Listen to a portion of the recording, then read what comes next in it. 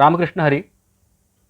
आज हम डिस्कस करेंगे why committing suicide is the worst way to solve your problems. इसके लिए हम देखेंगे 5 रीजंस। तो कुछ इसमें लॉजिकल रीजंस रहेंगे और कुछ रहेंगे आध्यात्मिक या दिव्य रीजंस। पहला रीज़न, व्यक्ति सुसाइड क्यों करता है? उसको लगता है कि अभी जो उसको दुख हो रहा है वो उसके शरीर की वजह से है। मतलब अगर ये शरीर खत्म हो गया तो वो दुख जो है वो भी खत्म हो जाएगा, ऐसा उसको लगता है। लेकिन ये कितना इलॉजिकल है। देखो, वो दुख होता है मन में, और इस दुख का कारण क्या है? ये कारण जो है वो शरीर में नहीं है। वो उसको दुख हो रहा है क्योंकि उसके पिछले जो कर्म है वो एक्ट हो रहे हैं। जो उसने लोचा किया रहेगा उसके पिछले जन्म में या इसी जन्म में, उसका वो फल भुगत रहा है, जिसकी वजह से उसको दुख हो रहा है। और जब तक वो फल को भुगतता नहीं तब तक वो दुख दूर नहीं होगा। तो शरीर जो है वो उसके दुख का कारण नहीं है। तो if the root cause is not body, how can you be happy और how can you get rid of the pain by extirpating the body? आपको तो जिस कर्म की वजह से दुख हो रहा है उस कर्म को अप्रूव करना चाहिए, उस कर्म को खत्म करना चाहिए। तो ये कितना इलॉजिकल है, शरीर खत्म होने से दुख खत्म हो जाएगा ये मानना। तो ये हुआ पहला रीज़न। दूसरा रीज़न, हमारे कांच के टेबल पर एक मच्छर बैठा है, उसको मारने के लिए आप ब्रह्मोस मिसाइल यूज़ करते हो। अब मे बी वो कांच पर जो मच्छर बैठा है वो उस मिसाइल से मर जाएगा, लेकिन आप ये भूल जाते हो कि उस मिसाइल से मच्छर के साथ उनके साथ रहने वाले लोग जो हम सभी हैं, और बिल्डिंग और उसके आजू बाजू का पूरा जो परिसर है वो भी ख़त्म हो जाएगा। तो सुसाइड जो है वो एक मिसाइल की तरह है जो बहुत ही ज़्यादा डैमेज हमको पहुंचाता है, क्योंकि जिस कर्म की वजह से हम दुख भुगत रहे हैं वो ही इतना तीव्र है कि हमको सुसाइड का मन कर रहा है। और सुसाइड जो है वो तो महापाप है। मतलब आप एक पाप को खत्म करने के लिए और एक पाप कर रहे हो, तो ये कितना मूर्खता है। सुसाइड मतलब क्या है? मच्छर को ब्रह्मोस मिसाइल से मारना। तो आपका जो पाप रहेगा उसको अलग तरीके से डील करो, उसको अलग तरीके से खत्म करो। Suicide is not the way. Third point, जो व्यक्ति सुसाइड करता है उसका बहुत बड़ा लोचा होता है। सुसाइड करने का आपका पर्पस क्या था? दुख से मुक्ति। अब सुनो एग्जैक्टली होता क्या है सुसाइड करने से।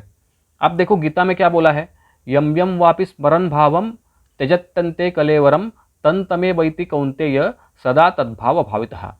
मृत्यु के वक्त आपकी जो भावना होती है उस भावना के अनुसार आपको अगला शरीर मिलेगा। तो सुसाइड करते वक्त क्या रहेगा?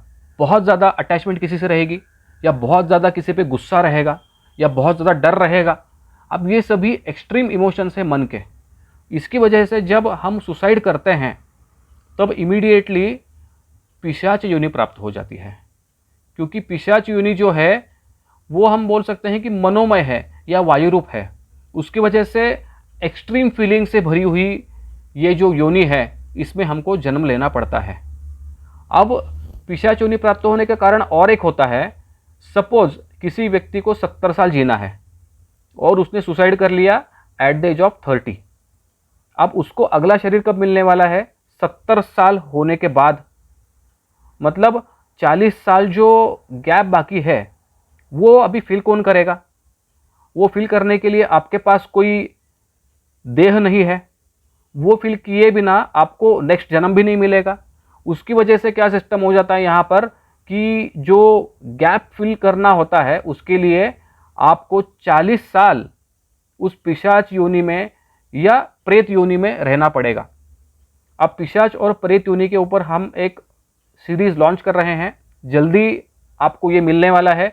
डिटेल्ड आपको एक्सप्लेनेशन मिलेगा वेदों के बेस पर, शास्त्रों के बेस पर। तो स्टे ट्यून फॉर दैट। तो अभी क्या होता है कि जो आप सोच रहे थे यहाँ पर कि सुसाइड करने से मैं हैप्पी हो जाऊँगा या दुख से मुक्त हो जाऊँगा, यहाँ पर गई भैंस पानी में।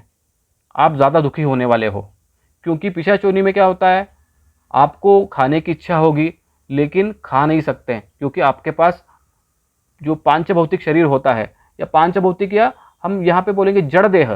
तो पिशाच को भूख लगती है लेकिन उसके पास जड़ देह नहीं है खाने के लिए, प्यास लगती है लेकिन पानी पीने के लिए जड़ देह नहीं है। तो सोचो इतनी एक्सट्रीम सिचुएशन उस पिशाच की होती है। तो don't even think about committing suicide.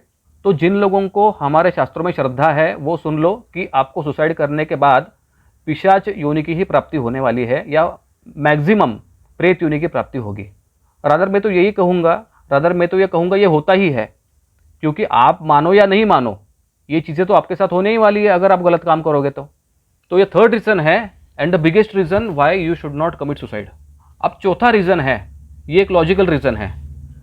बहुत लोग सुसाइड क्यों करते हैं, ये समझकर कि एक पर्टिकुलर व्यक्ति या स्पेशली कोई लड़की या लड़का हमारी वैल्यू नहीं करता, तो अब मैं सुसाइड करके उसको मेरी वैल्यू रियलाइज़ कराऊंगा, इस इंटेंशन से लोग सुसाइड करते हैं। लेकिन अब यहाँ पर क्या होता है, देखो, वो जब व्यक्ति सुसाइड करता है तब जिस व्यक्ति के लिए उसने सुसाइड किया, मे भी उस व्यक्ति को फील हो या उसको लगे कि यार मैंने बहुत गलत किया इस व्यक्ति के साथ, उसको गिल्टी फील हो सकता है कुछ दिन के लिए। लेकिन एक बेसिक ह्यूमन नेचर भी होता है, आप ध्यान में रखो, वो व्यक्ति प्रयत्न करेगी उस गिल्ट से बाहर निकलने के लिए और उस दुख से बाहर निकलने के लिए।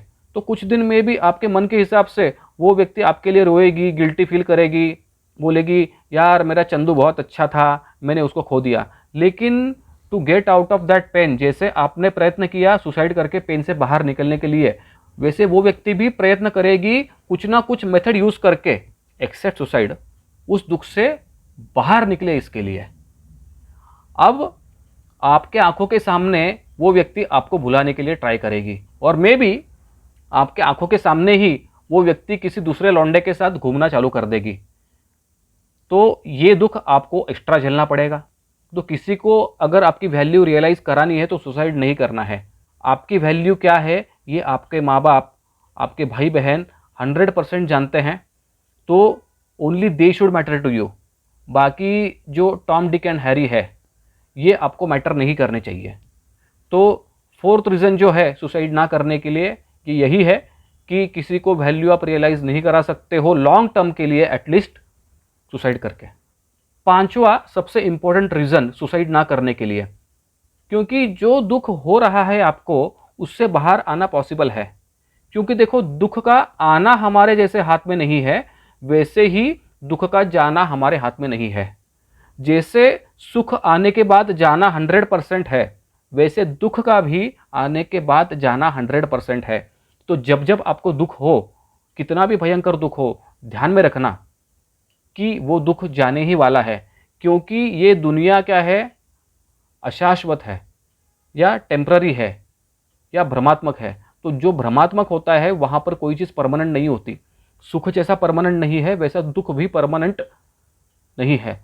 तो खुद को आप इतना ही बताओ, दिस शैल पास, ये जो बुरा वक्त है वो भी निकल जाएगा। पिछले जन्मों में मैंने इससे बड़े बड़े बुरे वक्त देखे हैं, उससे बाहर निकल कर आया हूँ। अभी मुझे वो बुरे वक्त जो थे उनका याद भी नहीं है, तो ये कौन सी बड़ी चीज़ हो गई। तो ये 5 रीजंस है, इंपॉर्टेंट रीजंस क्यों हमें सुसाइड नहीं करना चाहिए। वीडियो को पहले लाइक करो, चैनल को सब्सक्राइब करो। हम मिलेंगे अगले वीडियो में इसी तरह से। राम कृष्ण हरि।